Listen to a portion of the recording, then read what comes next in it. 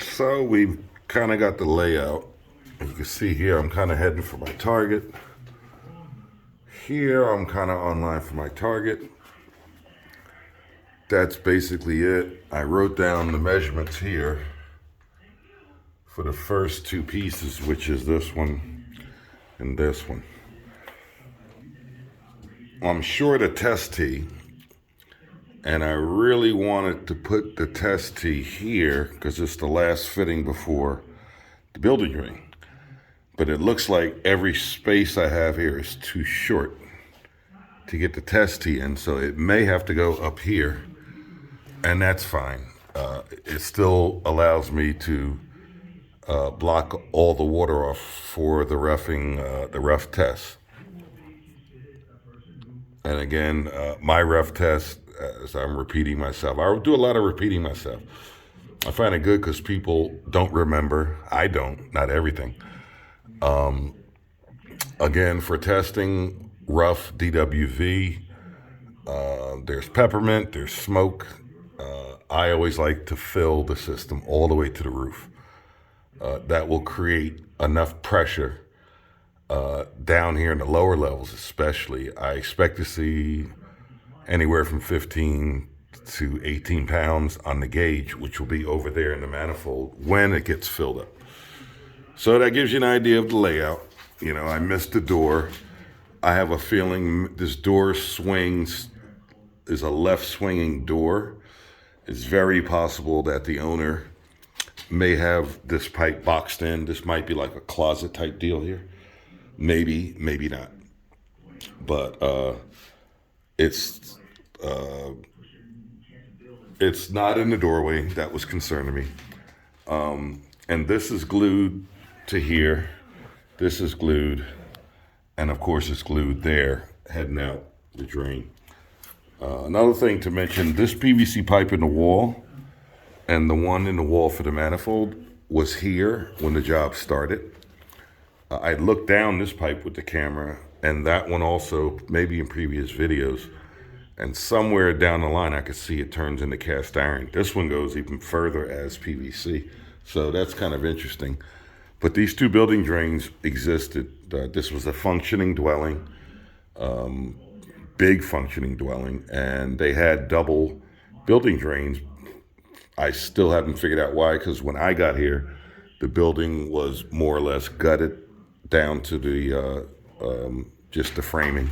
So, all right, I think that's it for today because I don't have a 3-inch test tee and I need one. So I'm actually on my way to the supply house to get that 3-inch test tee so that tomorrow I can pick this up and continue and get this 3-inch riser up to the second floor, subfloor level, where I will make a turn and then determine how that part is going to be worked out. I did put a call into the inspector, and hopefully he will come tomorrow, if not early next week, because there is a question of something going on upstairs.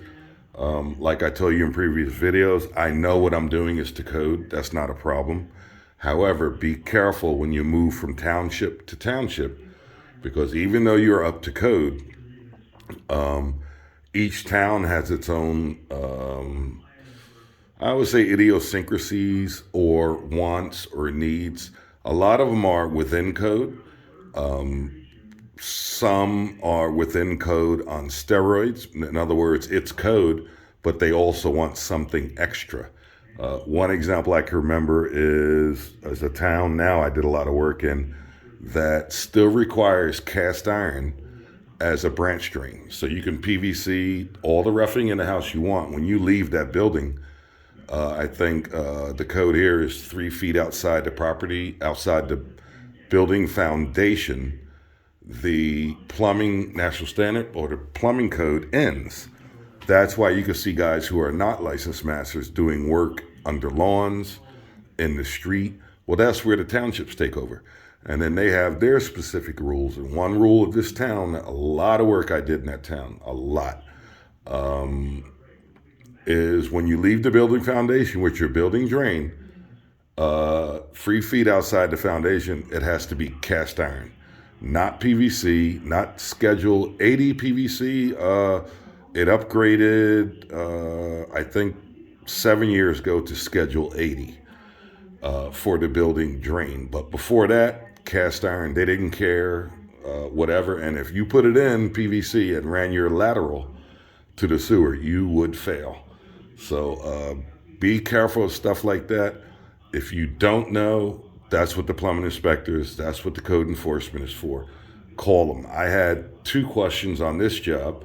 I know I'm within code, but I did call the building inspector, and he will be here as a courtesy so I can show him the 2 issues, especially with the floor plan changing, that I have concern. And the reason I do it that way was, like I mentioned in the other video, that's how I have 100% non-failure on record. Other than that stupid S-trap, which was a brain fart.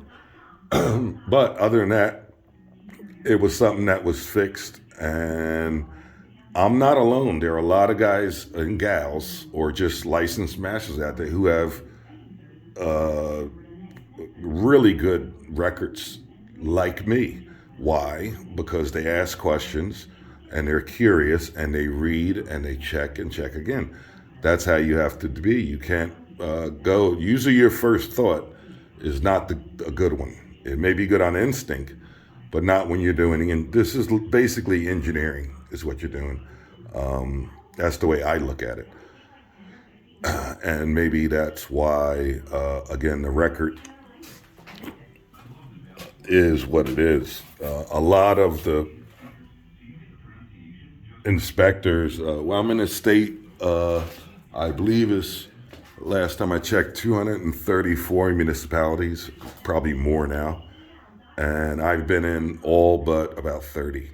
So a lot of the inspectors in different places, you come to know these guys, again, because you cut your teeth with them, you go to school with them, you grew up with them, and a lot of them, we just know each other.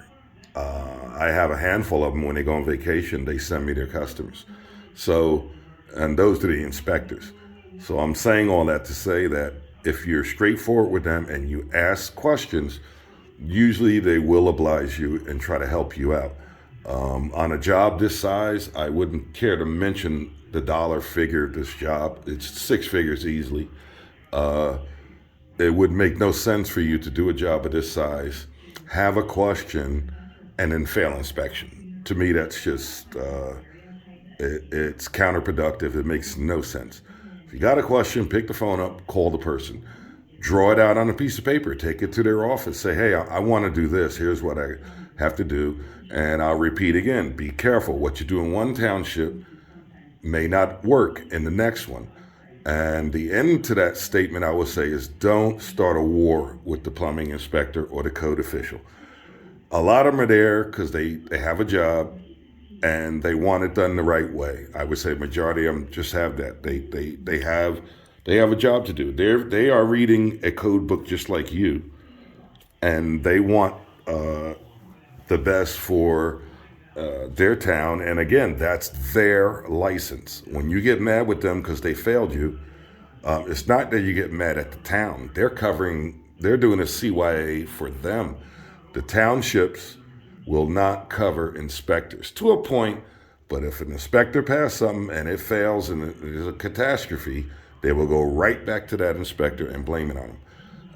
That's why they go to school, and that's why you have different classes of inspectors.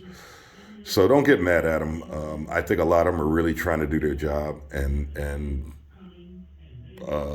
I'm saying all that to say I know a lot of young plumbers. When I say young guys, I mean, or guys and gals. When I say young, I mean someone who's been doing this 2 years, 3, 5 years, up to 7 years, because now apprenticeship is doggone there. It might as well be 10 years by the time you go to school. So a young plumber with a license, I would say within 2 years of being a licensed master, a year to 2 years. Right now, where I'm at, it took them 7 years to get there. So by the time they get their license, they're putting their hands on with this stuff for probably at least 5 years, 5 to 7 years, plus the school they had to go to. The schooling stuff is okay because you get the book learning, but you don't get the hands-on. The hands-on you get from being under a licensed master like myself. And that's why where I'm at, they want you to go to school for 3 years. No, it's 4 years. And on top of it, you got to prove that you're an apprentice under a licensed master for another 5 to 7 years. Don't quote me on that. Some are 7 years. So you're talking about going to school for 4 years. If you can start your apprenticeship while you're in school, I don't know, maybe you can cross that. But either way, you're looking at 10 years. 35, 40 years ago, it didn't take 10 years. And even if you're in this for 10 years, don't forget, that just gives you the right to apply to be a licensed master. It doesn't guarantee that you will be one. It gives you the right to apply. The state board, anywhere in the union, can still look at your resume and everything and still say, no, you can't take the test. And don't take the test and fail it. Then you go back into the list. So I'm saying all that being long-winded to say that in this profession, at least, you're talking 10 years of between going to school, from the time you say, hey, I want to be a licensed master, 10 years can go fast.